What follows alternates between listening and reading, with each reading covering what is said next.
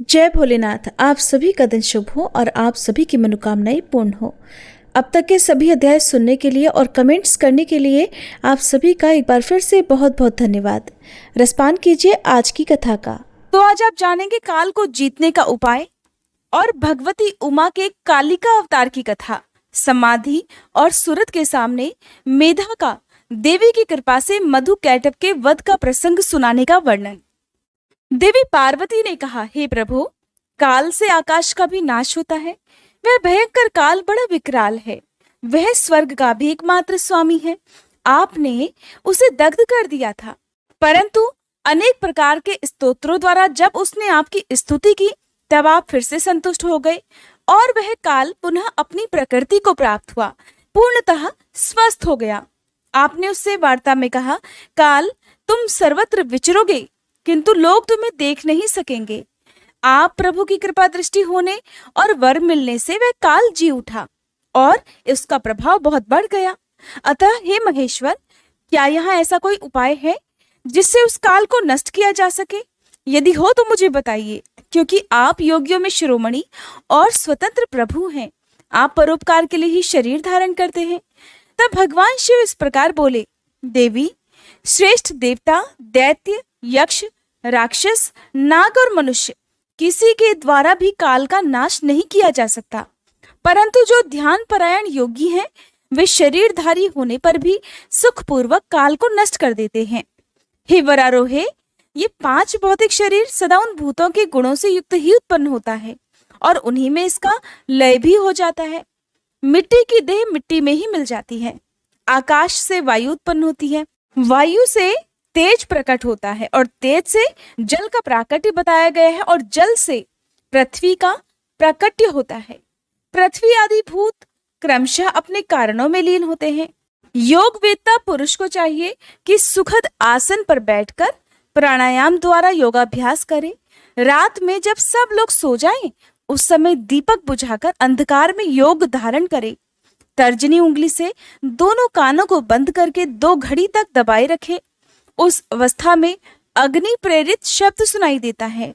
इससे संध्या के बाद का खाया हुआ अन्न क्षण भर में ही पच जाता है और संपूर्ण रोगों तथा ज्वर आदि बहुत से उपद्रवों का शीघ्र ही नाश कर देता है।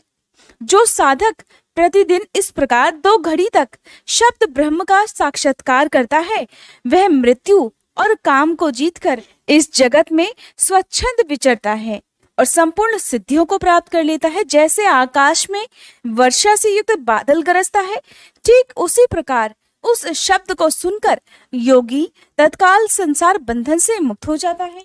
देवी, अब पुनः दूसरा श्रेष्ठ उपाय बताता हूँ जिससे मनुष्य की मृत्यु नहीं होती। देवी, ध्यान करने वाले योगियों की चौथी गति अर्थात साधना बताई जाती है। योगी अपने चित्त को वश में करके यथा योग्य स्थान में सुखद आसन पर बैठे। वह शरीर को ऊंचा करके अंजलि बांधकर चोंच की सी आकृति वाले मुख के द्वारा धीरे धीरे वायु का पान करे।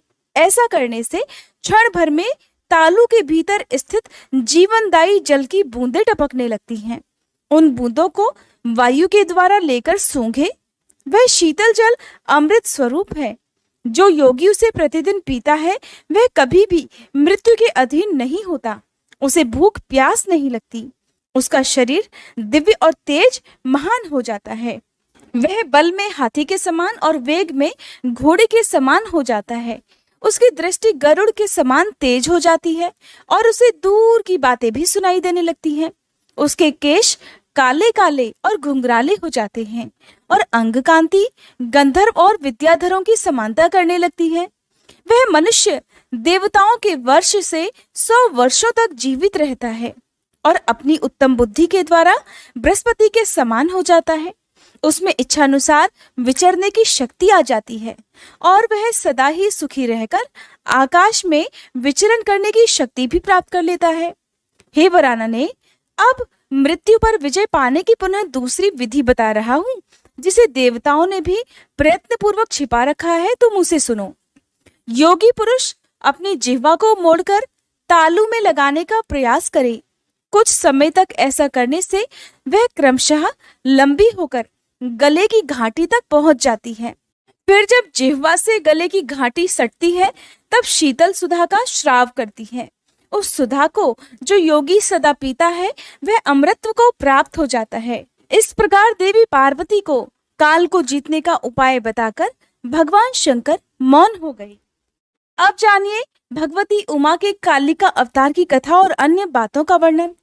उपर्युक्त सभी कथाओं का वर्णन सुनने के बाद मुनियों ने श्री सूत जी से कहा, हे ब्रह्मवेत्ताओं में श्रेष्ठ सूत जी, हमने आपके मुख से भगवान शिव की अनेक इतिहासों से युक्त रमणीय कथा सुनी, जो उनके नाना अवतारों से संबंध रखती है और मनुष्यों को भोग और मोक्ष प्रदान करने वाली है।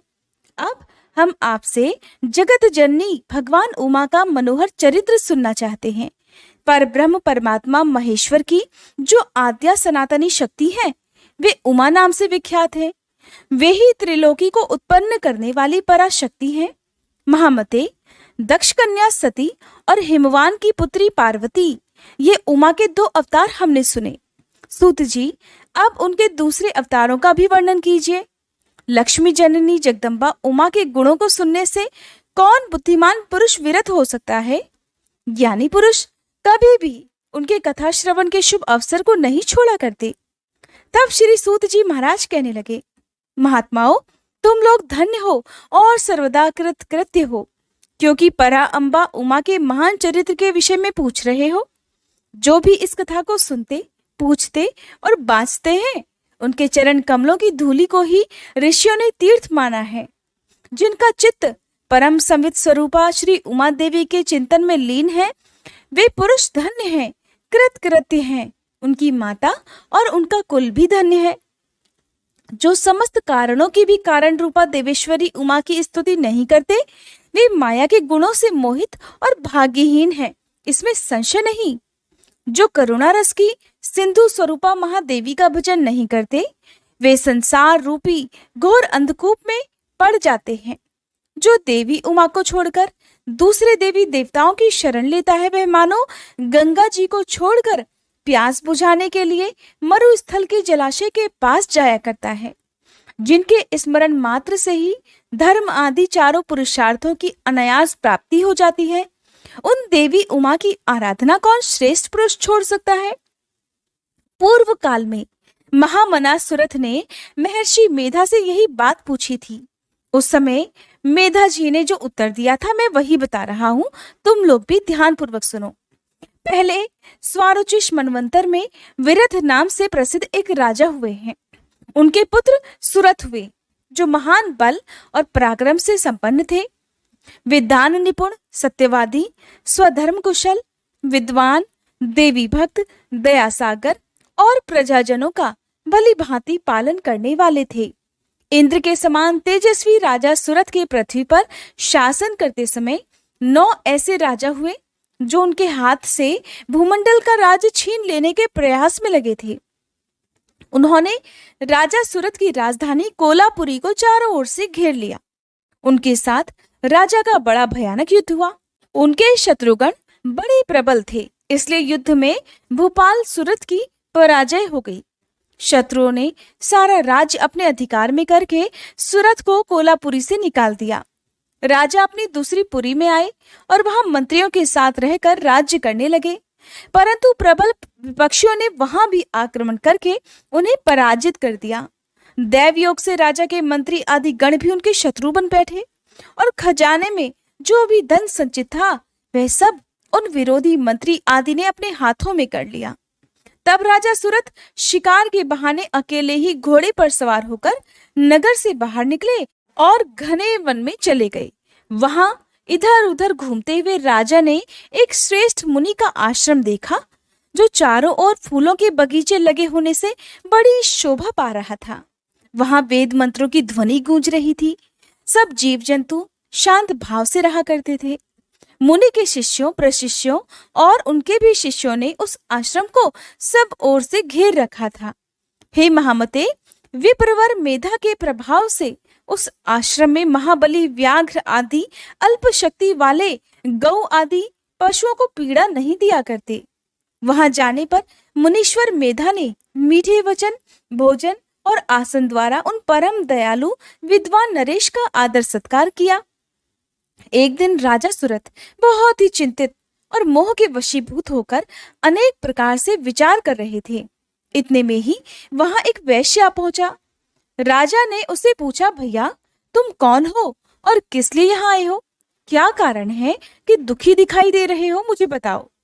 राजा के मुख से ये मधुर वचन सुनकर वैश्य प्रवर समाधि ने दोनों आंखों से आंसू बहाते हुए प्रेम और नम्रता पूर्वक वाणी में इस प्रकार उत्तर दिया कि राजन, मैं वैश्य हूँ, मेरा नाम समाधि है। मैं धनी के कुल में उत्पन्न हुआ हूँ, परंतु मेरे पुत्रों और पत्नी आदि ने धन के लालच से मुझे घर से निकाल दिया है। अतः अपने पूर्व कर्मों से दुखी होकर मैं वन में चला आया हूँ। हे करुणा सागर प्रभु, यहाँ आकर मैं पुत्रों, पौत्रों, पत्नी, भाई, भतीजे और अन्य सुहृदों का कुशल समाचार भी नहीं जान पाता। तब राजा बोले, जिन दुराचारी और धन के लोभी पुत्र आदि ने तुम्हें निकाल दिया है, उन्हीं के प्रति मूर्ख जीव की भांति तुम प्रेम क्यों करते हो? तब वह वैश्य कहने लगा, राजन, आपने उत्तम बात कही है, आपकी वाणी भी सारगर्भित है, फिर भी इसने पाश से बंधा हुआ मेरा मन अत्यंत मोह को प्राप्त हो रहा है। इस तरह मोह से व्याकुल हुए वैश्य और राजा दोनों मुनिवर मेधा के पास गए। वैश्य सहित राजा ने हाथ जोड़कर मुनि को प्रणाम किया और इस प्रकार कहा कि भगवान, आप हम दोनों के मोह पाश को काट दीजिए। मुझे राज्य लक्ष्मी ने छोड़ दिया और मैंने गहने वन की शरण ले ली, फिर भी राज्य छिन जाने के कारण मुझे संतोष नहीं है। और ये वैश्य है जिसे स्त्री आदि स्वजनों ने घर से निकाल दिया, फिर भी इनकी ओर से इसकी ममता दूर नहीं हो पा रही। इसका क्या कारण हो सकता है, बताइए।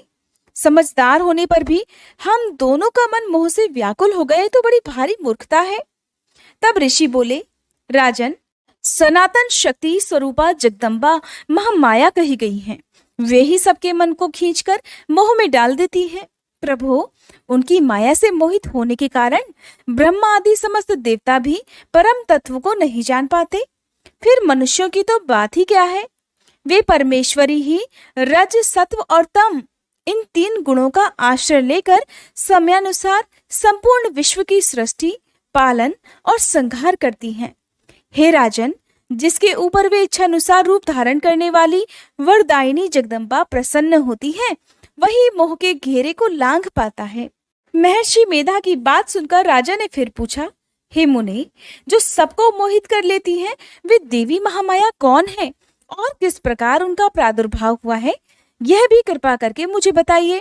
तब ऋषि बोले, जब सारा जगत एकार्णव के जल में निमग्न था और योगेश्वर भगवान केशव शेष की सैया बिछाकर योग निद्रा का आश्रय लेकर शयन कर रहे थे, उन्हीं दिनों भगवान विष्णु के कानों के मैल से दो असुर उत्पन्न हुए, जो भूतल पर मधु और कैटभ के नाम से विख्यात हैं।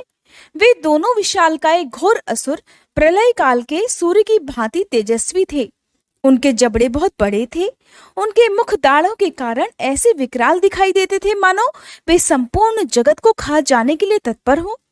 उन दोनों ने भगवान विष्णु की नाभि से प्रकट हुए कमल के ऊपर विराजमान ब्रह्मा जी को देखकर पूछा, अरे तू कौन है? ऐसा कहते हुए वे उन्हें ही मार डालने के लिए तत्पर हो गए।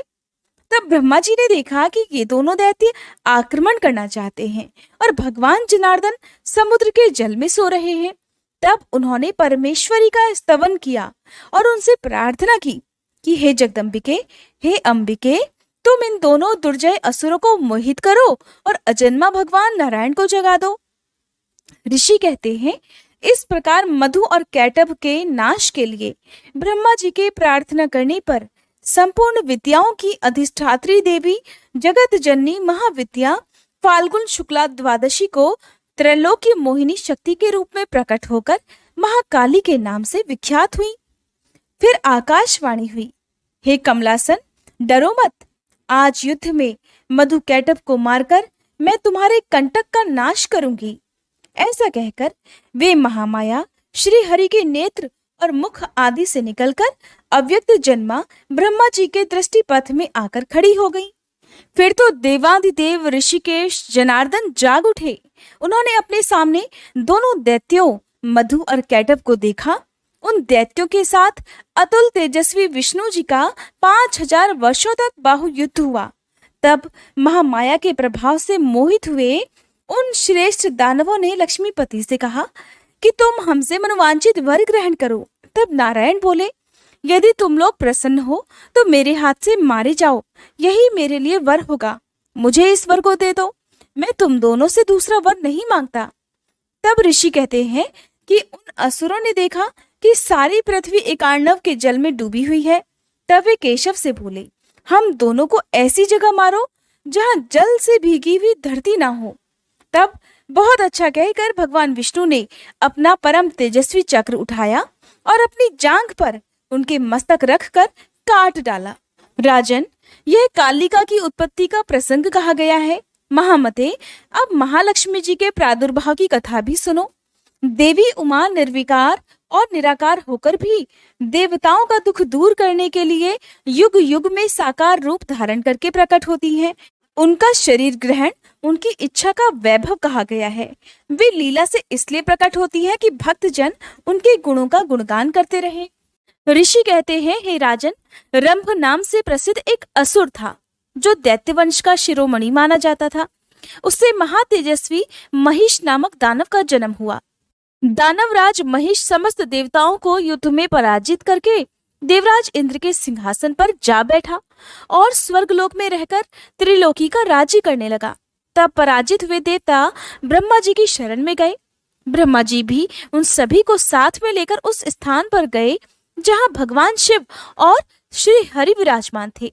वहां पहुंचकर सभी देवताओं ने शिव जी और केशव को नमस्कार किया और अपना सभी वृतांत यथार्थ रूप से कह सुनाया। वे बोले, हे भगवान, दुरात्मा महिषासुर ने हम सबको सम्रांगण में जीतकर स्वर्गलोक से निकाल दिया है, इसलिए हम इस मर्त्यलोक में भटक रहे हैं और कहीं भी हमें अब शांति नहीं मिल रही। उस असुर ने इंद्र आदि देवताओं की कौन कौन सी दुर्दशा नहीं की।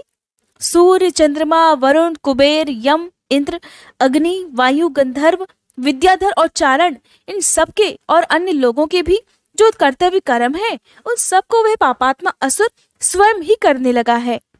उसने दैत्य पक्ष को अभय दान कर दिया है, इसलिए हम सब देवता आपकी शरण में आए हैं। आप दोनों हमारी रक्षा कीजिए और उस असुर के वध का कोई उपाय शीघ्र ही सोचिए, क्योंकि आप दोनों ऐसा करने में एकदम समर्थ हैं। देवताओं की यह बात सुनकर भगवान शिव और श्री हरि ने अत्यंत क्रोध किया। रोष के मारे उनके नेत्र घूमने लगे। तब अत्यंत क्रोध से भरे हुए भगवान शिव और विष्णु के मुख से अन्य देवताओं के शरीर से तेज प्रकट हुआ। तेज का वह महान पुंज अत्यंत प्रज्वलित होकर 10 दिशाओं में प्रकाशित हो उठा।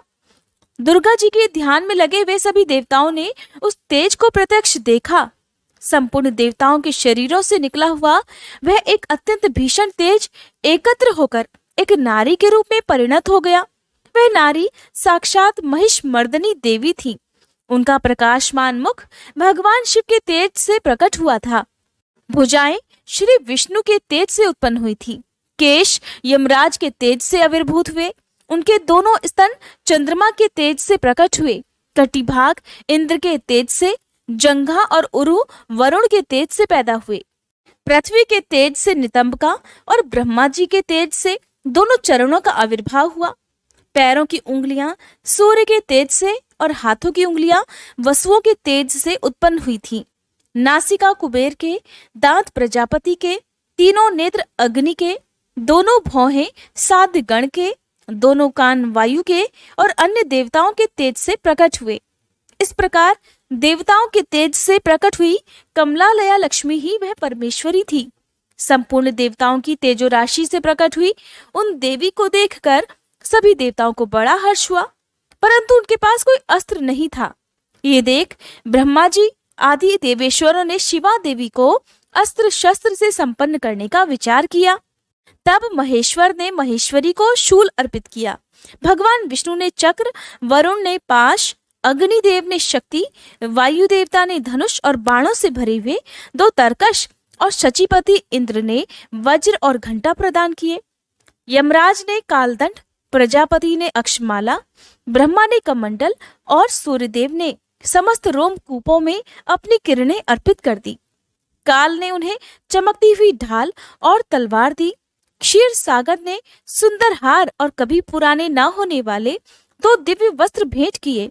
साथ ही उन्होंने दिव्य चूड़ामणि, 2 कुंडल, बहुत से कड़े, अर्धचंद्र, केयूर, मनोहर नुपुर, गले की हंसुली और सब अंगुलियों में पहनने के लिए रत्नों की बनी हुई अंगूठियां भी दी।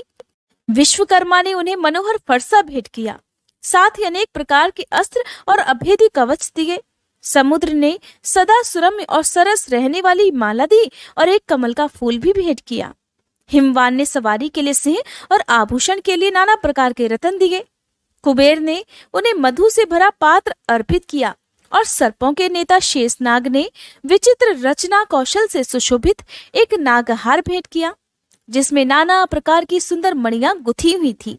इन सब ने और दूसरे देवताओं ने भी आभूषण और अस्त्र शस्त्र देकर देवी का सम्मान किया। फिर उन्होंने बारंबार अट्टहास करके उच्च स्वर से गर्जना की। उनके उस भयंकर नाद से संपूर्ण आकाश गूंज उठा। उससे बड़े जोर की प्रतिध्वनि हुई, जिससे तीनों लोकों में हलचल मच गई। चारों समुद्रों ने अपनी मर्यादा छोड़ दी, पृथ्वी डोलने लगी। उस समय महिषासुर से पीड़ित हुए देवताओं ने देवी की जय जयकार की। तदंतर सभी देवताओं ने उन महालक्ष्मी स्वरूपा पराशक्ति जगदम्बा का भक्ति गदगद वाणी द्वारा स्तवन किया।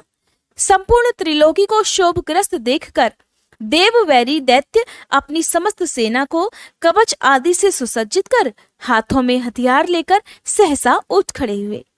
रोष से भरा हुआ महिषासुर भी उस शब्द की ओर लक्ष्य करके दौड़ा और आगे पहुंचकर उसने देवी को देखा, जो अपनी प्रभा से तीनों लोकों को प्रकाशित कर रही थी। इसी समय महिषासुर के द्वारा पालित करोड़ों शस्त्रधारी महावीर वहां आ पहुंचे। चिक्षुर, चामर, उदग्र, कराल, उद्धत, वाष्कल, ताम्र, उग्रास्य, उग्रवीर्य, विडाल, अंधक, दुर्धर, दुर्मुख, त्रिनेत्र और महाहनु, ये तथा अन्य बहुत से युद्ध कुशल शूरवीर सम्रांगण में देवी के साथ युद्ध करने लगे। वे सब के सब अस्त्र शस्त्रों की विद्या में पारंगत थे।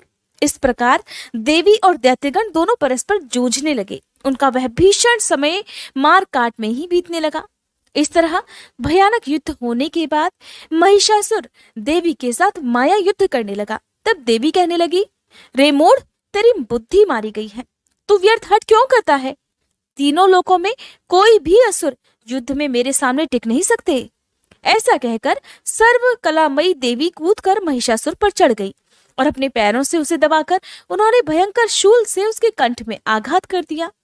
उनके पैर से दबा होने पर भी महिषासुर अपने मुख से दूसरे रूप में बाहर निकलने लगा।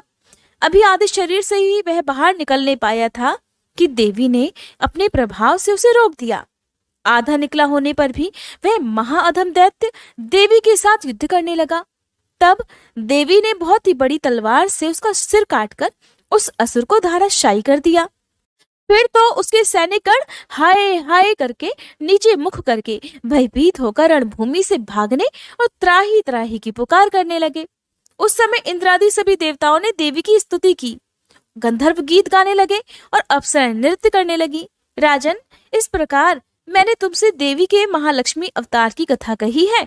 अब तुम सुस्थिर चित्त से सरस्वती के प्रादुर्भाव का प्रसंग भी सुनो। ऋषि कहते हैं, पूर्व काल में शुंभ और निशुंभ नामक 2 प्रतापी दैत्य थे, जो आपस में भाई थे। उन दोनों ने चराचर प्राणियों सहित समस्त त्रिलोकी के राज्य पर बलपूर्वक आक्रमण कर दिया। उनसे पीड़ित हुए देवताओं ने हिमालय पर्वत की शरण ली और संपूर्ण अभीष्टों को देने वाली सर्वभूत जननी देवी उमा का स्तवन किया। देवतागण बोले, हे महेश्वरी दुर्गे, आपकी जय हो। अपने भक्तजनों का प्रिय करने वाली देवी, आपकी जय हो। आप तीनों लोगों की रक्षा करने वाली शिवा हैं। आपको बारंबार नमस्कार है। आप ही मोक्ष प्रदान करने वाली परा अम्बा हैं। आपको बारंबार नमस्कार है। आप समस्त संसार की उत्पत्ति, स्थिति और संहार करने वाली हैं। आपको नमस्कार है। कालिका और तारा रूप धारण करने वाली हे देवी, आपको नमस्कार है। छिन्नमस्ता आपका ही स्वरूप है। आप ही श्री विद्या है। आपको नमस्कार है। हे भुवनेश्वरी, आपको नमस्कार है। हे भैरव रूपिणी, आपको नमस्कार है। आप ही बगलामुखी और धूमावती हैं। आपको बारंबार नमस्कार है। आप ही त्रिपुर सुंदरी और मातंगी हैं। आपको बारंबार नमस्कार है। अजिता, विजया, जया, मंगला और विलासिनी, ये सभी आपके ही विभिन्न रूपों की संज्ञाएं हैं। इन सभी रूपों में आपको नमस्कार है। माता अथवा कामधेनु रूप में आपको नमस्कार है। घोर आकार धारण करने वाली आपको नमस्कार है। अपराजिता रूप में आपको प्रणाम है। नित्य महाविद्या के रूप में आपको बारंबार नमस्कार है। आप ही शरणागतों का पालन करने वाली रुद्राणी है। आपको बारंबार नमस्कार है। वेदांत के द्वारा आपके ही स्वरूप का बोध होता है। आपको नमस्कार है। आप परमात्मा है। आपको मेरा बारंबार प्रणाम है।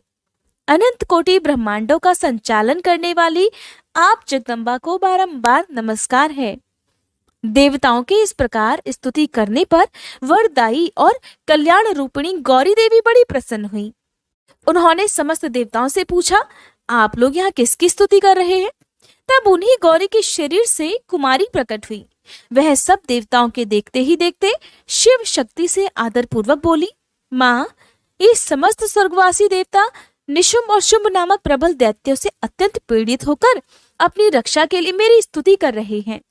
पार्वती के शरीर कोश से वह कुमारी निकली थी, इसलिए कौशिकी नाम से प्रसिद्ध हुई। कौशिकी ही साक्षात शुंभासुर का नाश करने वाली सरस्वती है। उन्हीं को उग्र तारा और महोग्र तारा भी कहा गया है।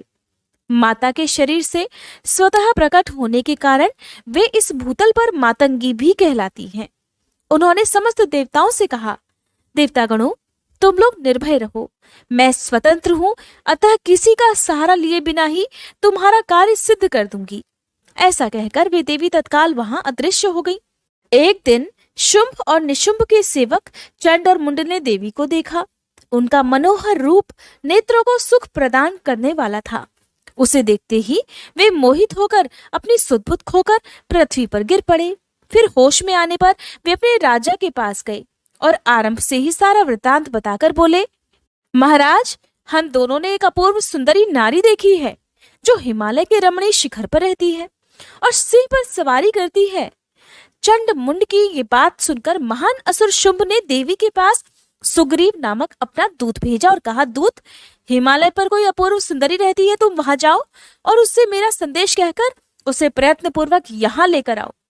ये आज्ञा पाकर दानव शिरोमणि सुग्रीव हिमालय पर गया और जगदम्बा माहेश्वरी से इस प्रकार बोला, देवी, दैत्य शुंभासुर अपने महान बल और विक्रम के लिए तीनों लोकों में विख्यात है। उसका छोटा भाई निशुंभ भी वैसा ही है। शुंभ ने मुझे तुम्हारे पास दूत बनाकर भेजा है, इसीलिए मैं यहाँ आया हूँ। सुरेश्वरी, उसने जो संदेश दिया है उसे इस समय सुनो। मैं युद्ध में इंद्र आदि देवताओं को जीतकर उनके समस्त रत्नों का अपहरण कर चुका हूँ। यज्ञ में देवता आदि के दिए हुए देव भाग का मैं स्वयं ही उपभोग करता हूँ। मैं मानता हूँ कि तुम स्त्रियों में रत्न हो, सब रत्नों के ऊपर स्थित हो, इसलिए तुम काम जनित रस के साथ मुझको या फिर मेरे भाई को अंगीकार करो। दूत के मुंह से शुंभ का ये संदेश सुनकर भूतनाथ भगवान शिव की प्राण वल्लभा महामाया ने इस प्रकार कहा। देवी बोली, दूत, तुम सच कहते हो, तुम्हारे कहने में थोड़ा सा भी असत्य नहीं है, परंतु मैंने पहले से एक प्रतिज्ञा कर रखी है, उसे भी सुन लो। जो मेरा घमंड चूर कर दे, जो मुझे युद्ध में जीत ले, उसी को मैं अपना पति बना सकती हूँ, दूसरे को नहीं। ये मेरी अटल प्रतिज्ञा है, इसलिए तुम शुंभ और निशुंभ को मेरी यह प्रतिज्ञा बता दो, फिर इस विषय में जैसा उचित हो वैसा वे कर ले। देवी की यह बात सुनकर दानव सुग्रीव लौट गया। वहां जाकर उसने विस्तार पूर्वक राजा को सारी बात बताई। दूत की बात सुनकर उग्र शासन करने वाला शुंभ कुपित हो उठा और बलवानों में श्रेष्ठ सेनापति धूम्राक्ष से बोला, धूम्राक्ष, हिमालय पर कोई सुंदरी रहती है, तुम शीघ्र वहां जाकर उसे जैसे भी हो यहाँ लेकर आओ। असुर प्रवर उसे लाने में तुम्हें भय नहीं होना चाहिए। अगर वह युद्ध करना चाहे तो तुम्हें प्रयास पूर्वक उसके साथ युद्ध भी करना चाहिए। शुंभ की ऐसी आज्ञा पाकर दैत्य धूम्रलोचन हिमालय पर गया और उमा के अंश से प्रकट हुई भगवती भुवनेश्वरी से कहने लगा, नितंबिनी, मेरे स्वामी के पास चलो, नहीं तो मैं तुम्हें मरवा डालूंगा। मेरे साथ 60,000 असुरों की सेना है, तो देवी बोली, वीर, तुम्हें दैत्यराज ने भेजा है। अगर मुझे मार ही डालोगे तो मैं क्या कर सकती हूँ, परंतु युद्ध के बिना मेरा वहां जाना एकदम असंभव है, ऐसा मेरा मानना है। देवी के ऐसा कहने पर दानव धूम्रलोचन उन्हें पकड़ने के लिए दौड़ा, परंतु देवी ने तो उसे अपनी हुंकार मात्र से ही भस्म कर दिया। तभी से वे देवी इस भूतल पर धूमावती कहलाने लगी। उनकी आराधना करने पर वे अपने भक्तों के शत्रुओं का संहार कर डालती हैं। धूम्राक्ष के मारे जाने पर अत्यंत कुपित हुए देवी के वाहन सिंह ने उसके साथ आए हुए समस्त असुर गणों को चबा डाला। जो मरने से बच गए वे भाग खड़े हुए। इस प्रकार देवी ने दैत्य धूम्रलोचन को मार डाला। इस समाचार को सुनकर प्रतापी शुंभ ने बड़ा क्रोध किया। वह अपने दोनों ओठों को दांतों से दबाकर रह गया। उसने क्रमशः चंड, मुंड और रक्तबीज नामक असुरों को फिर भेजा। आज्ञा पाकर वे दैत्य उस स्थान पर पहुंच गए जहां देवी विराजमान थी। अणिमा आदि सिद्धियों से सेवित और अपनी प्रभा से संपूर्ण दिशाओं को प्रकाशित करती वह भगवती सिंहवाहिनी को देखकर श्रेष्ठ दानव वीर बोले कि देवी, तुम शीघ्र ही शुंभ और निशुंभ के पास चलो, नहीं तो तुम्हें गण और वाहन सहित मरवा डालेंगे। वहां में शुंभ को अपना पति बना लो। लोकपाल आदि भी उन्हीं की स्तुति करते हैं। शुंभ को पति बना लेने पर तुम्हें उस महान आनंद की प्राप्ति होगी जो देवताओं के लिए भी दुर्लभ है। उनकी ऐसी बात सुनकर परमेश्वरी अम्बा मुस्कुराकर सरस मधुर वाणी में बोली। देवी ने कहा, अद्वितीय महेश्वर परब्रह्म परमात्मा सर्वत्र विराजमान है, जो सदाशिव कहलाते हैं। वेद भी उनके तत्व को नहीं जानते, फिर विष्णु आदि की तो बात ही क्या है।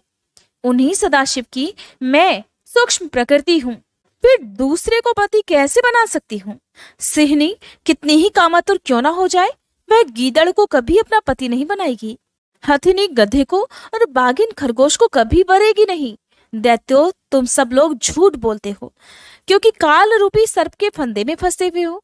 तुम या तो पाताल को लौट जाओ, या शक्ति हो तो आओ और युद्ध करो। देवी का यह क्रोध पैदा करने वाला वचन सुनकर वे दैत्य बोले, हम लोग अपने मन में तुम्हें अबला समझकर मार नहीं रहे थे, परंतु यदि तुम्हारे ही मन में युद्ध की इच्छा है तो सिंह पर सुस्थिर होकर बैठ जाओ और युद्ध के लिए आगे बढ़ो। इस तरह वाद विवाद करते हुए उनमें कलह बढ़ गया और युद्ध के मैदान में दोनों दलों पर तीखे बाणों की वर्षा होने लगी। इस तरह उनके साथ लीला पूर्वक युद्ध करके परमेश्वरी ने चंड, मुंड सहित महान असुर रक्तबीज को मार डाला। वे देव वैरी असुर द्वेष बुद्धि करके आए थे, तो भी अंत में उन्हें उस उत्तम लोक की प्राप्ति हुई जिसमें देवी के भक्त जाया करते हैं। अगले अध्याय में आप देवी के द्वारा सेना और सेनापतियों सहित शुंभ और निशुंभ के संहार का वर्णन और उसके आगे की कथाएं सुनेंगे।